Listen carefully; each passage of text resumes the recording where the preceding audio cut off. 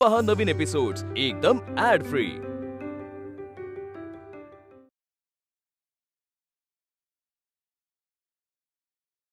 काय बाई, कुचर म्हणावं की काय म्हणावं या धान्यात? असे अन्न खाऊन पोट बिघडायचीच लक्षणं। अहो, मी काय म्हणते, ऐकता का? यांच्या हातामध्ये एकदा ज्ञानप्रकाश पडला म्हणजे ह्यांचा आमच्याशी संपर्कच तुटतो। अगं काय बोलतेस तू? जरा इथे लक्ष दे, काय छापून आलंय बघ।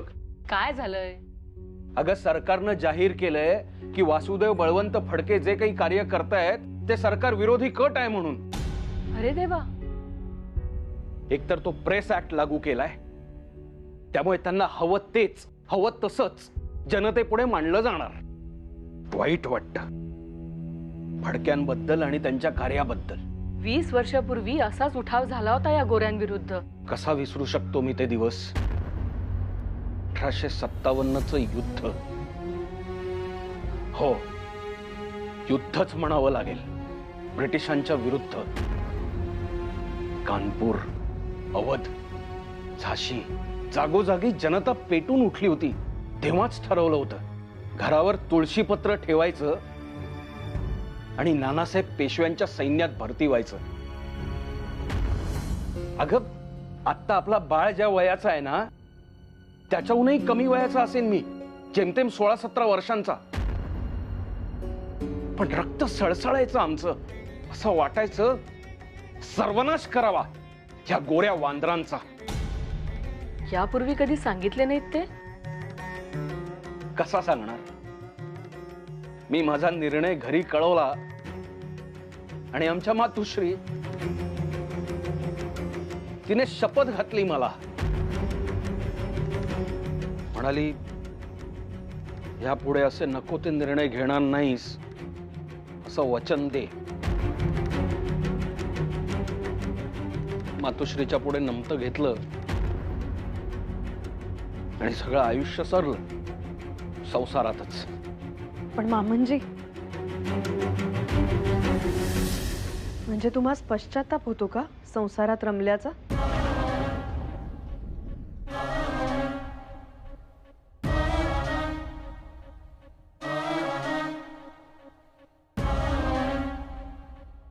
अगं पश्चाताप असा नाही, पण काय? कारण जी काळजी तेव्हा तुमच्या मातोश्रींस तुमच्याबद्दल वाटत होती, तीच आता मला वाटते यांच्याबद्दल। हे देखील तिन्ही त्रिकाळ असंच तर बोलत असतात, देशासाठी अमुक करायचंय तमुक करायचंय। सदान कदा त्या गोऱ्यांशी वाद घालत असतात। मला तर असे वाटते, उद्या जरी मी अशी शपथ दिली तरी ते माझे ऐकतील का नाही। अगं भामे, आपला बाळ इतकाही कोरडा नाहीये ग। त्यास आपली माणसं, आपलं घर याबद्दल जाण आहे, भान आहे। मामनजी खरेच सांगा ना, तुम्हाला खरोखरच पश्चाताप होतो इथे थांबल्याचा?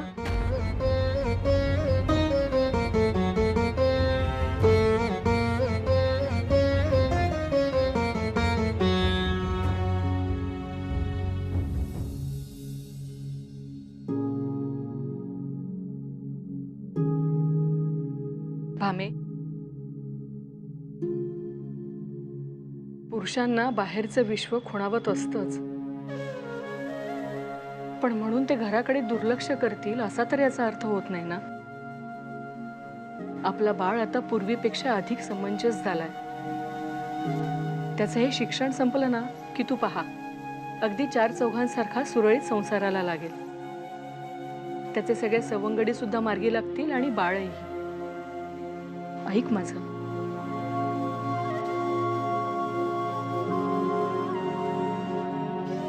मी सुद्धा हेच स्वप्न पाहत असते हो। पण नाही असं झालं तर?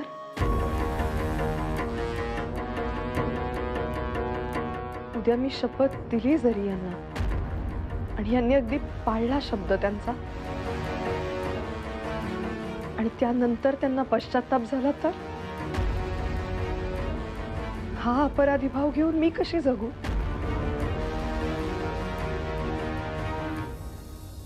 बळवंता, अरे ऐकतोयस ना मी काय म्हणतोय? मला तू म्हणाला होतास परीक्षेचा अभ्यास घेईन. अरे प्रचंड दडपण आलेले आहे मला परीक्षेचे. बळवंता. हो हो हो, नाही माफ कर. काय म्हणालास? नाही नाही, मला आधी सांग तू कसला विचार करतोयस? ते परांजपेने मला काल जो प्रश्न विचारला त्याचा विचार करतोय. निरुत्तर झालो मी काल. रात्रभर त्याच गोष्टीचा विचार करतोय. अजूनही माझ्याकडे उत्तर नाही. अरे तू त्या परांजपेचं बोलणं कुठे मनावर घेतोस? त्या तापलेल्या वातावरणात तो काही बाई बोलून गेला. आणि आपली मुलं कशी आहेत माहितीये का? ज्या दिशेस वारा वाहील त्या दिशेस त्यांचे विचार वाहतात. आणि बळवंता, मी तुला काय आज ओळखतो का? मला सगळं माहिती आहे. आणि तू काल त्यांना योग्य त्या शब्दात फटकारलंस. त्याची गरजच होती. बरं, आज गोपाळराव कुठे दिसत नाहीत? अरे बहुतेक त्या आजारी आहेत. हो, अरे मनोहर सांगत होता काल रात्री त्यांच्या खोलीतनं सतत खोकल्याची उबळ ऐकू येत होती. उबळ? मला जायला हवे. तू तू थांब किंवा काम कर. तू तू तू हो पुढे. मी आलो. अरे बळव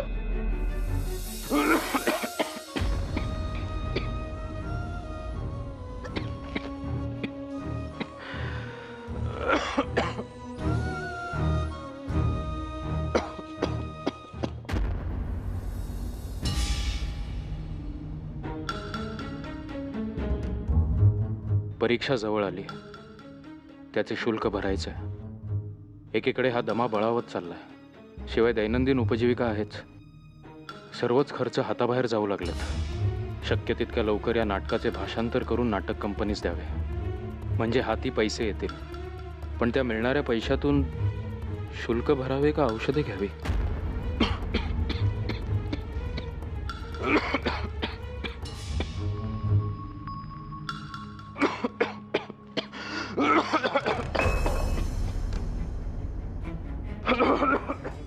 गोपाळराव, थांबा थांबा थांबा. मी तुम्हाला पाणी देतो. हे घ्या. हे घ्या. शांतपणे प्या, जरा बरं वाटेल. ठीक आहात का? जरा तुमची प्रकृती चांगलीच गंभीर आहे. मला आधी का नाही सांगितलेत? नाही, काही झालं नाहीये. दमा जरा बळवलाय, बाकी काही नाही. अहो, आधीच नीट काळजी नाही का घ्यायची अगरकर बुवा? तुम्ही जरा आराम करा आणि हे आता लिखाण वाचन जरा बाजूच ठेवा. नाहीतर एक असे करा, माझ्यासोबत बाहेर चला जरा चालायला. मोकळ्या हवेवर बरे वाटेल. नाही, नको. मी विश्रांती घेतो सर. नाहीतर असे करता का? सार्वजनिक काका नुकतेच विलायतेहून परत आले. त्यांच्याकडे अनुभव ऐकायला चला माझ्यासोबत. अहो, खरंच नको बळवंतराव. बाहेर गारवा पण आहे आणि परत खोकला वाढेल माझा. बर, प्रश्न सर्वस्वी तुमचाच आहे. परंतु मला असे वाटते लक्ष जरा इतरत्र विचलित झाले तर बरे वाटेल. हवे तर तुम्ही नुसते ऐका, बसून राहा. किंवा हे पांघरूण घेऊन बसा. तर तुम्ही म्हणतायत, चला. सावकाश.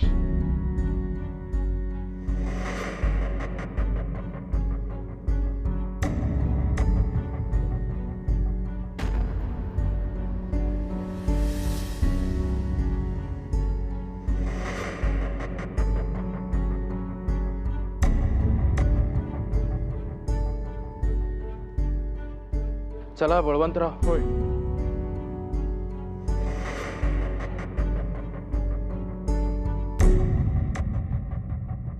गोपाळ, हा काढा घे.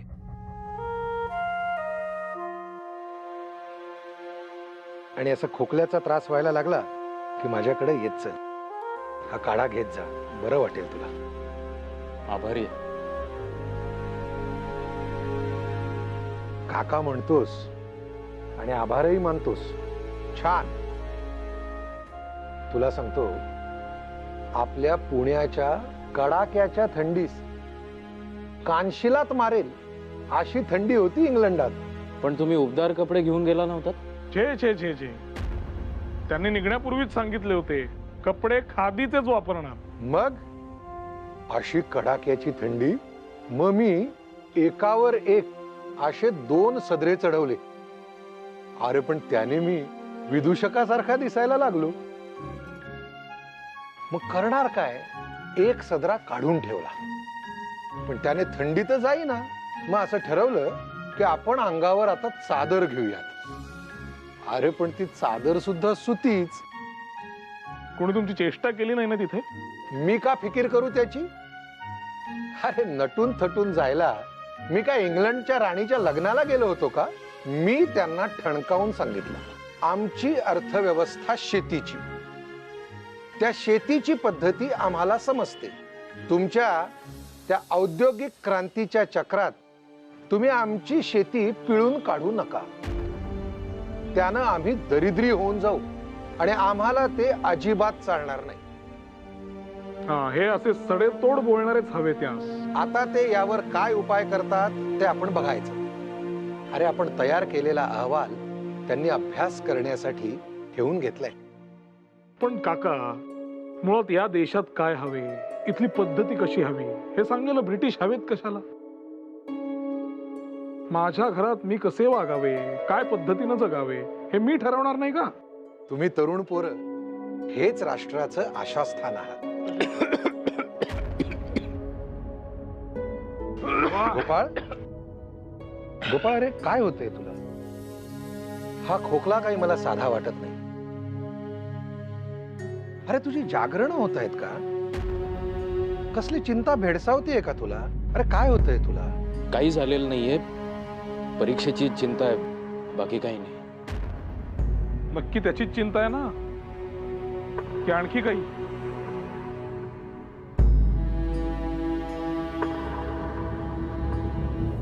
परवाचीच गोष्ट आहे. अक्षरशः आपल्या फडके गुरुजींनी त्या फणी आळीतील सावकाराला लुबाडले. अरे त्याचं घर फोडून त्याच्या समक्ष सगळे पैसे घेऊन पळाले. एवढंच नाही तर गरिबांच्या, शेतकऱ्यांच्या ज्या जमिनी त्या सावकाराने लुबाडल्या होत्या ना, त्या सुद्धा त्यांनी परत केल्या शेतकऱ्यांना. हे दाजी, ती मालगाडीची घटना ती सांग. सरकारी मालवाहतूक करणारी आगगाडी फडके गुरुजी लुटणार याची त्या इंग्रज शिपायांना एवढी धास्ती की फडके गुरुजी त्यांच्यावर हल्ला करायच्या आधीच ते शिपाई पळून गेले. एवढी दहशत आहे आपल्या फडके गुरुजींची. मला वाटतं हीच ती योग्य वेळ आहे देशासाठी काहीतरी ज्वलंत करून दाखवायची. आणि त्या इंग्रजांना धडा शिकवायचा इतर कुठला दुसरा मार्ग मला दिसतच नाही. आपण हे ना लक्षात ठेवलं पाहिजे. फडके गोपाळराव, हो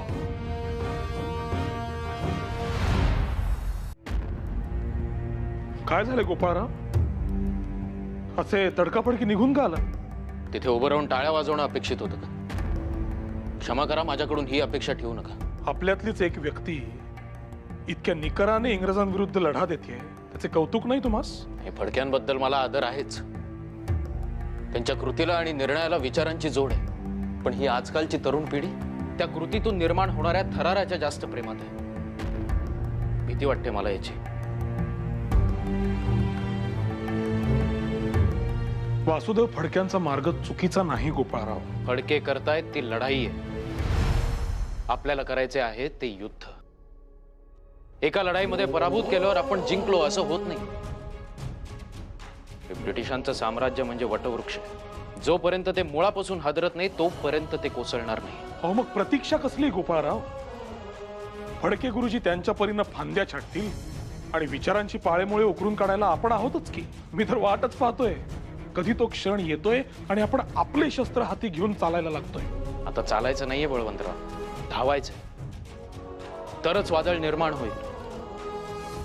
तुम्ही तुमच्या परीनं प्रयत्न करा, मीही विचार करतो. लवकरच पुढची वाटचाल ठरवू.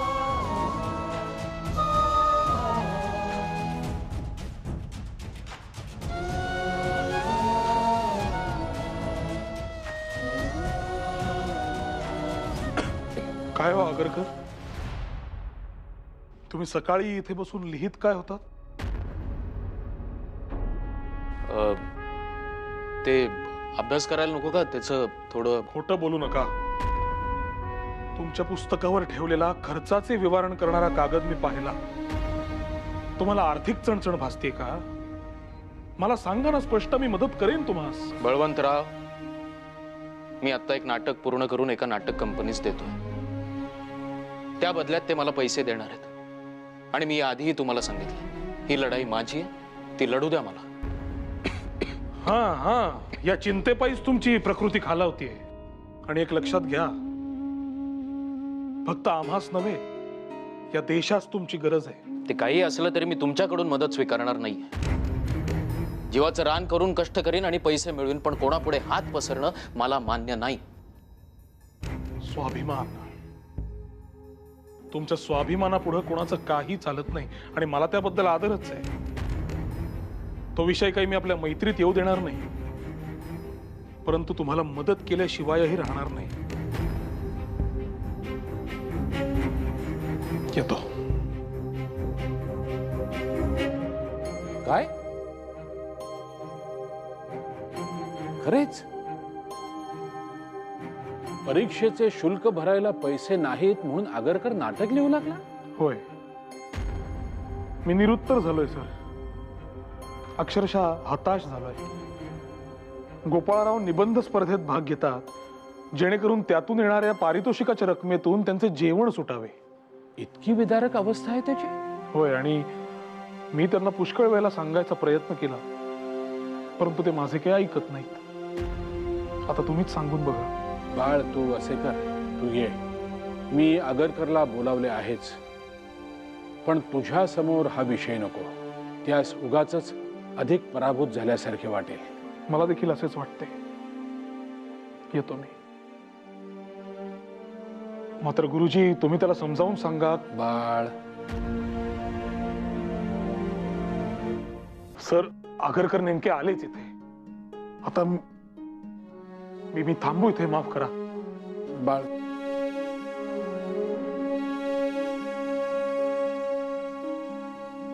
सर बोलावले?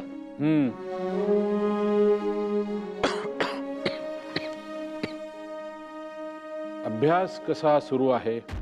चांगला चालू आहे सर. अवांतर वाचन किंवा लिखाण? नाही, तसे फारसे नाही. म्हणजे असे गॅलिलियोच्या पुस्तकात रुची घेणारा तू नाटकाकडे कसा काय वळलास? आणि नाटकच लिहायचे होते तर मग लेखक व्हायचे, नाटक कंपनीत जायचे, इथे का आलास? आगरकर, आपल्याकडे एक सर्वश्रुत असा मोठा गैरसमज आहे. पोटास खीळ पडल्याशिवाय माणसाला परिस्थितीची किंमत कळत नाही. परंतु तो समज खोटा आहे. तू तुझ्या पोटास अजून किती खीळ पडू देणार आहेस? आणि असे केवळ पैसे मिळवायचे ध्येय बाळगलेस तर मग अभ्यास कधी करणार? आणि आता महत्वाचे काय आहे, अर्थार्जन की ज्ञानार्जन? जगणे, आणि तेही स्वाभिमानाने. मी तुझा गुरुजी आहे. माझ्या कक्षात येताना तुझा स्वाभिमान कक्षाबाहेर ठेवायचा. तुझ्या इतर विवंचना तू सोडवशीलच, पण परीक्षेच्या दृष्टीने आत्ता केवळ आणि केवळ अभ्यास करणे महत्वाचे आहे. आले लक्षात?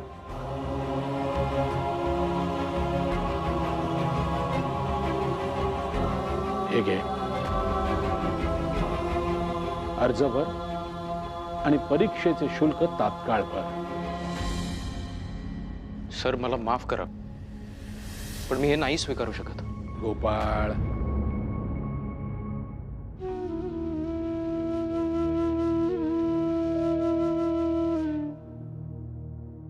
गोपाळ, एक गोष्ट लक्षात ठेव. सर्वात आधी तू मला माझ्या मुलासारखा आहेस. माझा विद्यार्थी नंतर आहेस तू. तुझं कुठल्याही प्रकारे नुकसान झालेलं मला कधीच आवडणार नाही. आत्ता मी जे सांगतोय तेवढंच ऐकायचं. सर. गोपाळ,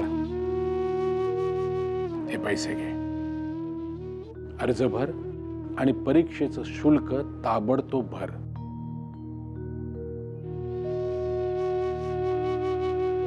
आणि तुर्तास नाटक बाजूला ठेवायचं आणि संपूर्ण लक्ष फक्त आणि फक्त अभ्यासावर केंद्रित करायचं. काय? सर येतो. ये.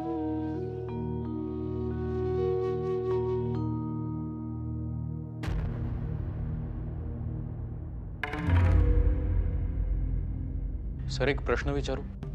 जरूर. या प्रकरणाबद्दल बळवंतरावांनी तुम्हाला सांगितलं? महत्वाचे काय आहे? प्रश्न कसा समजला हे महत्वाचे आहे की उत्तर मिळाले हे महत्वाचे आहे? मला माझ्या प्रश्नाचं उत्तर मिळालं सर.